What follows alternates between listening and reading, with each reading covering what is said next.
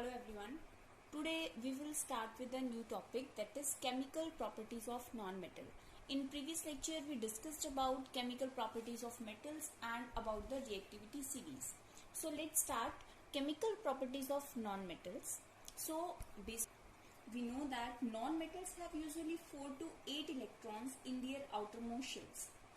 They have the tendency to accept electrons to complete their octets.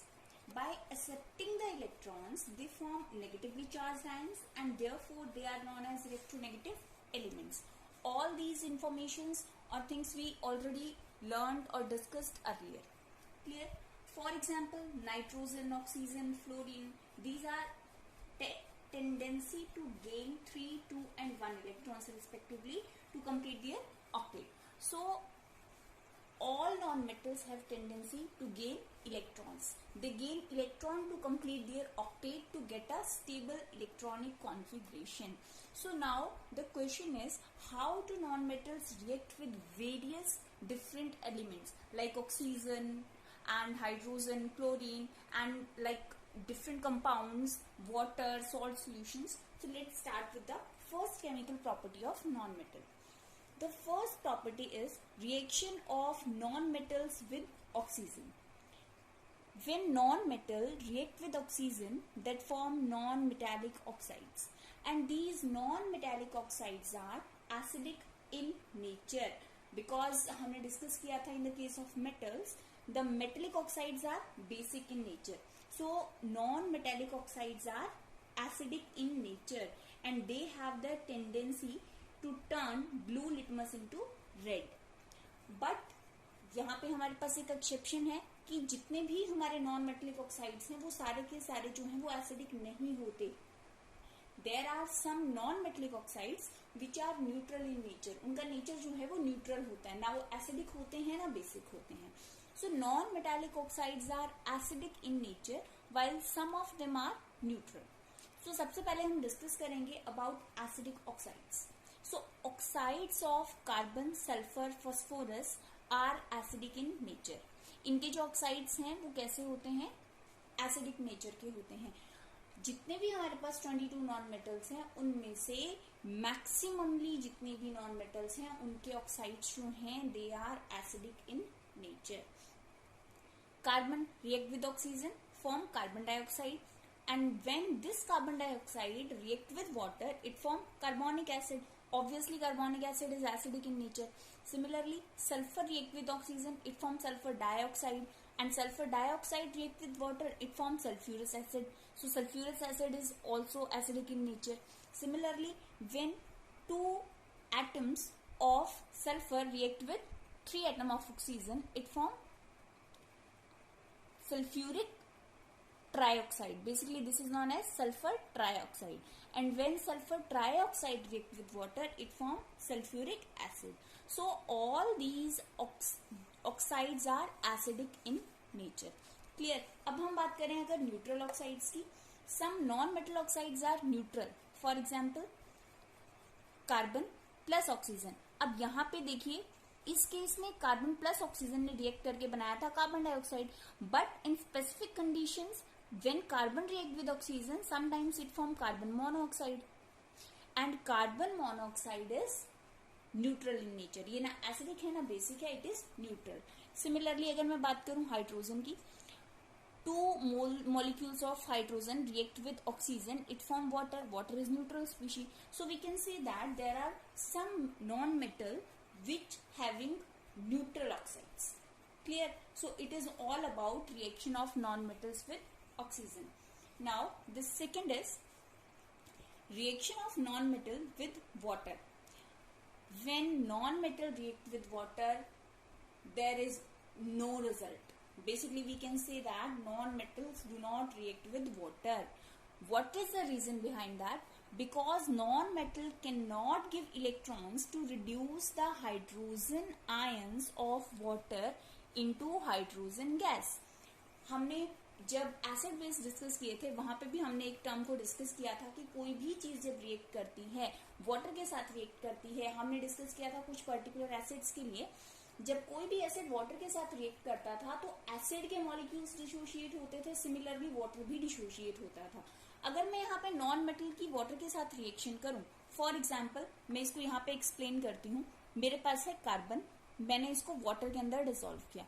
अब क्या हुआ, carbon की टेंडेंसी है 4-। कार्बन क्या करता है, 4 इलेक्ट्रॉन लेने की कोशिश करेगा। बट अगर मैं बात करूं वाटर की, ये किस में डिसोशिएट होगा, H पॉजिटिव और OH नेगेटिव आयंस में। सो अब ये जो H पॉजिटिव आयन है, इसके लिए कुछ पॉजिटिव आयन चाहिए इसको एसोसिएट होने के लिए, लेकिन ये चीज यहाँ पे पॉसिबल नहीं है। सो दैट्स वाई ये जो रिएक्शन है ये यहाँ पे अकर नहीं होगी।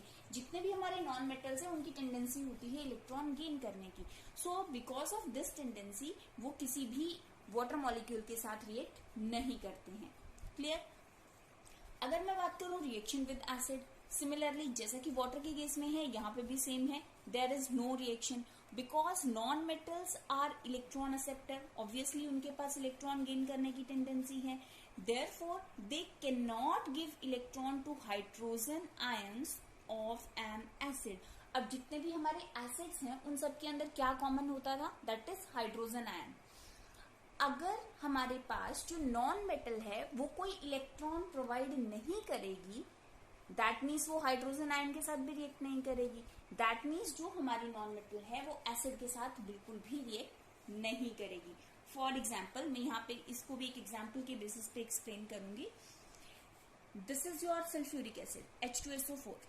H2SO4 को मैंने डिसोशिएट किया, that is 2H positive and SO4 2 negative. Okay, so now ये जो हमारे पास 2H पॉजिटिव है, दिस इज 2H पॉजिटिव, इसको हाइड्रोजन गैस में कन्वर्ट होने के लिए या इसको स्टेबल होने के लिए कितने इलेक्ट्रॉन्स रिक्वायर्ड हैं, 2 इलेक्ट्रॉन्स, तब जाके ये क्या बनाएगा, हाइड्रोजन गैस।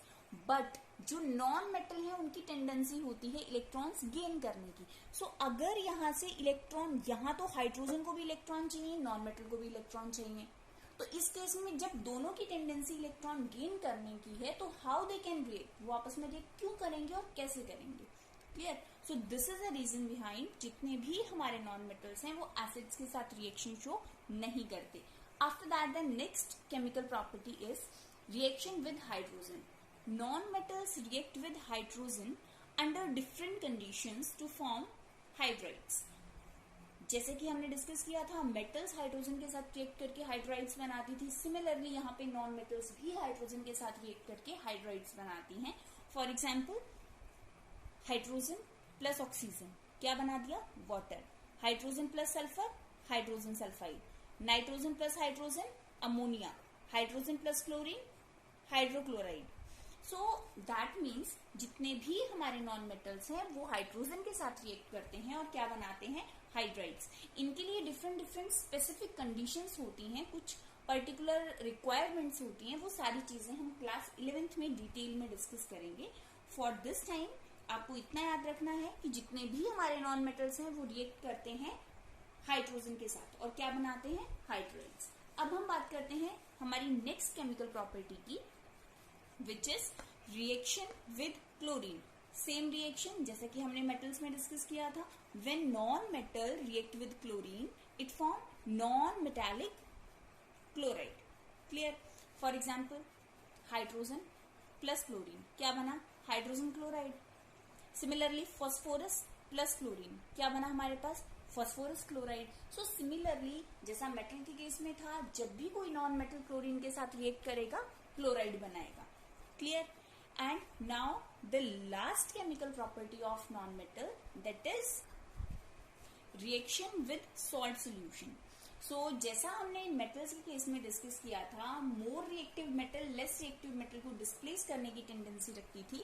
सिमिलरली यहाँ पे क्या होगा, जो मोस्ट रिएक्टिव नॉन मेटल है वो लीस्ट रिएक्टिव नॉन मेटल को डिस्प्लेस करने की टेंडेंसी उसके पास होगी। So a more reactive non metal displace a less reactive non metal from its salt solution. For example NaBr plus chlorine, this is an. तो हमारे पास अगर हम इसको देखें, दिस इज Na। सो यहाँ पे हम बात करते हैं नॉन मेटल की, तो दैट मीन्स हम ब्रोमीन कंसीडर करेंगे। यहाँ पे हम क्लोरीन, क्लोरीन जो है वो ज्यादा रिएक्टिव है ब्रोमीन के कंपैरिजन में। सो क्लोरीन ब्रोमीन को डिस्प्लेस करेगा और यहाँ पे हमारे पास प्रोडक्ट आएगा 2NaCl प्लस Br2। अगर मैं बात करूं 2NaCl प्लस Br2 की, तो अभी यहाँ पे हमने डिस्कस किया this is less and this is more, तो क्या ये this is less and this is this is more and this is less reactive, तो क्या Br2 जो है वो Cl को डिस्प्लेस करेगा? No, there is no chance to displace, so that means यहाँ पे आपका क्या आएगा? No reaction. तो इसके लिए आपको एक कॉन्सेप्ट जो क्लियर करना है, that is a more reactive non metal displace a less reactive non metal from its salt solution. और अब क्वेश्चन ये आता है कि जो मेटल्स की हमारे पास रिएक्टिविटी थी, दैट इज बेस्ड और studied by the help of reactivity series, जो नॉन मेटल्स हैं उनकी रिएक्टिविटी हम कैसे डिस्कस करेंगे। तो अगर आपको ध्यान है, हमने चैप्टर 5 के अंदर रिएक्टिविटी कॉन्सेप्ट डिस्कस किया था अबाउट नॉन मेटल्स, कि अगर हम बात करते हैं टॉप टू बॉटम तो उनकी रिएक्टिविटी क्या होती है, तो उसके बेसिस पे हम एनालाइज करके यहाँ पे फाइंड आउट कर सकते हैं कि कौन सी मेटल जो है वो ज्यादा रिएक्टिव है और कौन सी नॉन मेटल जो है वो लेस रिएक्टिव है। Clear? So these are your chemical properties of non metals. Clear? Non metals की हमारे पास बहुत थोड़ी सी केमिकल प्रॉपर्टीज हैं जो हमने आज डिस्कस की। सो this is all about your chemical properties of metals and non metals. जो हमारा मोस्ट इंपॉर्टेंट सेक्शन है that is chemical properties of metals, जो हमने प्रीवियस लेक्चर में फिनिश किया था। आप नॉन मेटल की प्रॉपर्टीज जो हैं उनमें से हमारे पास फॉर एग्जांपल यहाँ पे एसिड और वाटर के साथ तो कोई रिएक्शन है ही नहीं, that means these are negligible. May be इनका रीजन इनमें से पूछा जा सकता है, तो दोनों का रीजन सेम है कि नॉन मेटल की टेंडेंसी होती है इलेक्ट्रॉन गेन करने की और वो इलेक्ट्रॉन लूज नहीं करेगा, दैट्स वाई वो रिएक्ट नहीं करेगा। बट हमारे पास यहाँ पे ऑक्सीजन के साथ जो रिएक्शन है it is very important. Similarly हमारे पास ये जो सॉल्ट सोल्यूशन है, एक ये इंपॉर्टेंट पॉइंट है हमारा chemical properties of non metals का। सो अब हम नेक्स्ट लेक्चर में नेक्स्ट टॉपिक पे आएंगे कि why metals and non metals react, metal और नॉन मेटल एक दूसरे के साथ क्यों रिएक्ट करते हैं। बट बिफोर गोइंग दैट हम एक छोटा सा असाइनमेंट सॉल्व करेंगे। तो आप जैसे एक मैंने असाइनमेंट बनाया है, वो असाइनमेंट आप सभी को नोटबुक्स में भी सॉल्व करना है और नेक्स्ट लेक्चर में पहले मैं उस असाइनमेंट को सॉल्व करवाऊंगी, आफ्टर दैट हम नेक्स्ट सेक्शन जो है उसको डिस्कस करेंगे। So this is your assignment and these are the questions. आपको ये जो क्वेश्चंस हैं ये भी नोट डाउन करने हैं। एक क्वेश्चन नोट करेंगे, आफ्टर दैट इसका आप आंसर करेंगे। आप ऐसे भी कर सकते हैं कि पहले सारे के सारे आप क्वेश्चंस नोट डाउन कर लें, उसके बाद आप इनके आंसर्स जो हैं वो लिखें। बहुत लेंथी क्वेश्चंस नहीं है, 1 मार्क और 1 सेंटेंस क्वेश्चंस है, तो आप ये सॉल्व करेंगे। एक बार मैं इनको फटाफट से रीड आउट कर दूं। फर्स्ट क्वेश्चन है, name any 2 metals which can be cut with knife. ऐसे दो मेटल्स बताने हैं जिनको आप नाइफ से कट कर सकते हो। After that second, what happen if a strip of zinc is immersed in a solution of copper sulphate. अगर आप जिंक के एक स्ट्रिप को कॉपर सल्फेट सोल्यूशन के अंदर डिप करके रखेंगे तो क्या होगा। After that, name 2 amphoteric oxides. आपको नाम बताने हैं 2 एम्फोटेरिक ऑक्साइड्स के।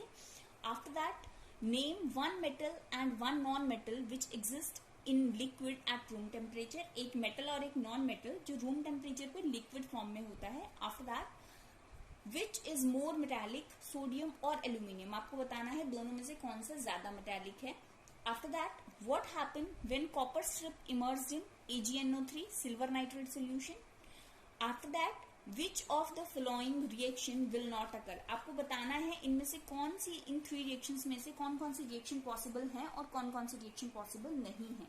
क्लियर? मैंने रिएक्शंस लिखे हुए हैं, इनमें से कुछ रिएक्शंस रॉन्ग है, तो आपको बताना है कि ये रिएक्शन पॉसिबल है या नहीं है। After that, complete the following reactions. यहाँ पे आपके पास 4 रिएक्शंस हैं, आपको इनको कंप्लीट करना है। स्पेशली इस वाले रिएक्शन में आप ध्यान दीजिएगा, यहाँ पे Ag पॉजिटिव जो है that is present in the form of aqueous, water के अंदर डिसॉल्व है ये। After that, write the names of 2 oxides which are neither acidic nor basic. आपको ऐसे 2 ऑक्साइड्स बताने हैं जो ना तो एसिडिक है और ना ही बेसिक। सो बी केयरफुल, आज ही हमने इस क्वेश्चन के बारे में डिस्कस किया है। After that, name a non metal which is good conductor of electricity. एक ऐसी नॉन मेटल बतानी है जो कि इलेक्ट्रिसिटी की बहुत अच्छी कंडक्टर है। After that, an element M forms an oxide M2O3। एक एलिमेंट है M जो कि एक ऑक्साइड बनाता है M2O3 which is oxide acidic in nature, जो एसिडिक इन नेचर है। State whether the element m is metal और नॉन मेटल। आपको बताना है कि m जो है वो मेटल है या फिर नॉन मेटल है। So it is very easy question. After that the last question, an element x has the electronic configuration this, on the basis of electronic configuration answer the following questions. आपको इस electronic configuration के base पे इन questions को answer करना है। The first is, does this element form acidic और basic oxide? ये acidic oxide बनाएगा या बेसिक बनाएगा? After that, is it expected to be malleable and ductile और नॉट? क्या आप ये बोल सकते हो कि मेलेबल और डक्टाइल है या नहीं है? After that, which will this element displace hydrogen from dilute acid? क्या ये एसिड में से उसके हाइड्रोजन आयन को डिस्प्लेस करेगा? And the last point is the element expected to be good conductor of electricity और नॉट? क्या ये इलेक्ट्रिसिटी का गुड कंडक्टर है? तो आपको ये सारा असाइनमेंट जो है वो सॉल्व करना है। आफ्टर दैट नेक्स्ट क्लास में हम इसके सॉल्यूशंस डिस्कस करेंगे and you have got a idea about your knowledge of this chapter. Thank you.